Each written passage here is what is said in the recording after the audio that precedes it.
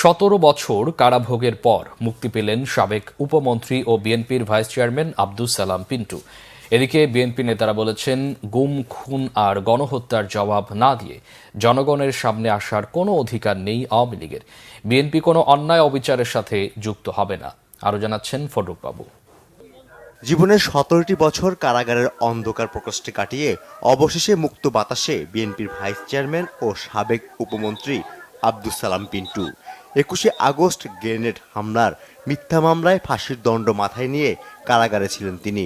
সকালে কাশিমপুর কারাগার থেকে মুক্তি পান আব্দুস সালাম পিন্টু। এ সময় বিপুল সংখ্যক নেতাকর্মী তাকে স্বাগত জানান। একই মামলায় মুক্তি পেয়েছেন বিএনপি নেতা ও সাবেক কমিশনার আরিফুল ইসলাম আরিফ। 17 বছরের কারাবন্দী জীবনের অবর্ণনীয় কষ্টের কথা তুলে ধরেন আব্দুস সালাম পিন্টু। দেশনেত্রী বেগম খালেদা জিয়ার প্রতি কৃতজ্ঞতা প্রকাশ করছি। আমাদের ভারপ্রাপ্ত চেয়ারম্যান তারেক রহমানের প্রতি আমি স্মরণ করছি আজকের এই দিনে আমাদের প্রিয় নেতা শহীদ রাষ্ট্রপতি জিয়াউর রহমানকে।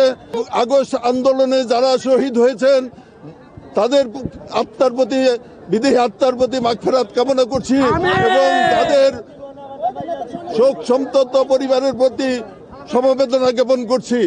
আমি বিশ্বাস করি যেভাবে এই স্বৈরাচারকে আপনারা উৎখাত করেছেন, আগামী দিনে তারেক রহমানের নেতৃত্বে আমরা নতুন বাংলাদেশ গড়ার প্রত্যয়ে সামনের দিকে এগিয়ে যাব ইনশাআল্লাহ।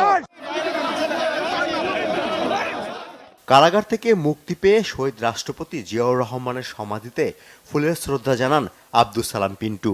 উপস্থিত ছিলেন বিএনপির স্থায়ী কমিটির সদস্য নজরুল ইসলাম খান এবং বিএনপির সিনিয়র যুগ্ম মহাসচিব রুহুল কবির রিজভী। বিএনপির লাখো নেতাকর্মীর নামে মিথ্যা মামলা ও জঙ্গি তকমা দেয়ার নিন্দা জানান বিএনপি নেতারা। বলেন, শেখ হাসিনা মুক্তিযুদ্ধের পক্ষের ছিলেন না, তিনি প্রকৃত মুক্তিযোদ্ধাদের নির্যাতন করেছেন।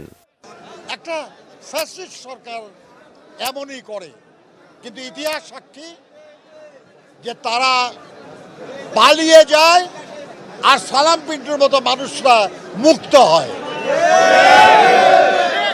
এই মুক্ত বাংলাদেশে মুক্ত সালাম পিন্টুদের মাধ্যমে আগামী দিনে আমরা সেই বাংলাদেশ গড়ে তুলব যে বাংলাদেশের জন্য আমরা মুক্তিযুদ্ধ করেছিলাম। এদিকে জাতীয় প্রেস ক্লাবে এক অনুষ্ঠানে বিএনপির ভাইস চেয়ারম্যান অ্যাডভোকেট নিতাই রায় চৌধুরী বলেন, আওয়ামী লীগ 2024-এর মতো 1971 ও 75 সালে পালিয়ে যায়। দলটির নেতারা 3বার দেশ ছেড়ে পালিয়েছে। এ সময় সাবেক শিক্ষামন্ত্রী ডক্টর আ.ন.ম এহসানুল হক মিলন বলেন, চুক্তি অনুযায়ী শেখ হাসিনাকে ভারত ফেরত না দিলে দেশটির বিরুদ্ধে আইনের আশ্রয় নেওয়া হবে।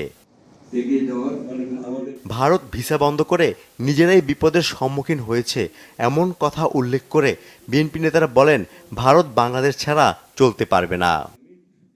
ফররুখ বাবু, বাংলা ভিশন, ঢাকা।